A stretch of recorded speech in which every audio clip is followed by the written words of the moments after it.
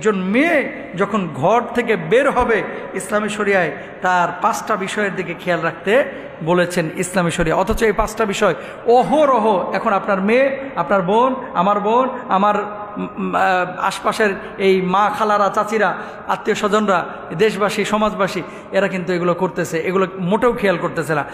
1 number, কোনো মেয়ে যেন বাইরে সুগন্ধি ব্যবহার করে না যায়।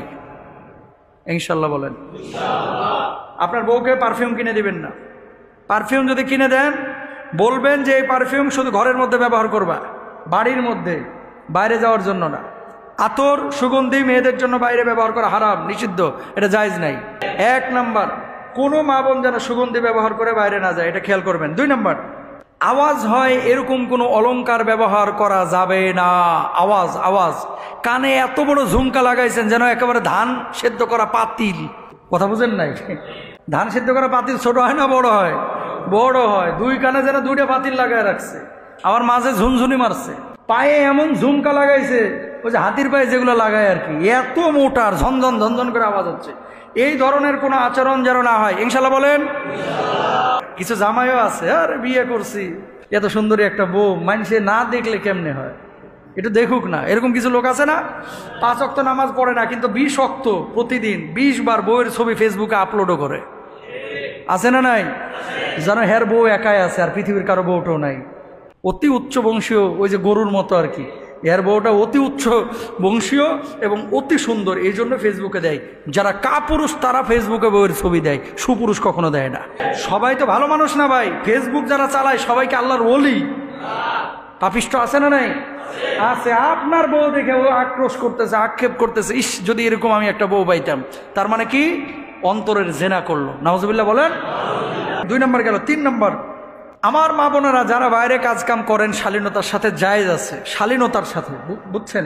আলাদা তার যদি গার্মেন্টস, আমার অনেক বোনেরা চাকরি করতেছেন, করতে পারেন, সমস্যা নাই, শালীনতার সাথে সেপারেট আপনারা কাজ করবেন।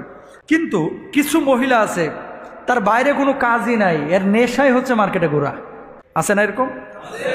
বাইরে কোনো কাজ নাই, কিন্তু বাচ্চারা স্কুলে দিয়ে তুই বাড়িতে এসে না চলে আসবি না, বাড়িতে যায় না। হ্যাঁ, যাই কই ফ্যান্টাসিতে ঘুরতে, যাই কই উত্তরায় ঘুরতে, যাই কই ওই চলে গেছে বাইপাই, কোথায় চলে গেছে আশুলিয়া।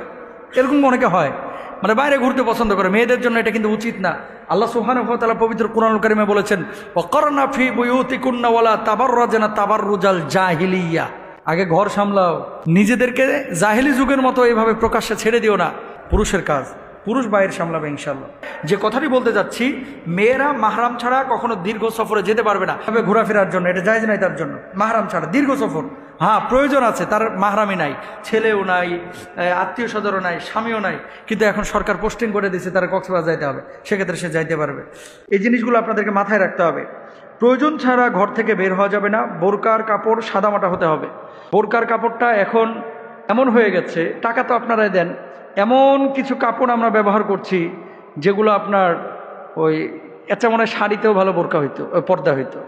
মানে ফ্যাশন করতে বাদুর বোরকা, জিন বোরকা, পেঁচা বোরকা, কত যে বোরকা বাইর হয়েছে।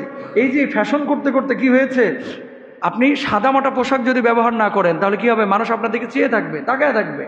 তো আপনার তো পর্দার উদ্দেশ্য হচ্ছে শালীনতা। এখন এমন পর্দা আপনি করলেন যে পর্দাটার কারণে মানুষ একেবারে উন্মুখ হয়ে আপনার দিকে তাকিয়ে আছে, এরকম কোনো পর্দা করা যাবে না।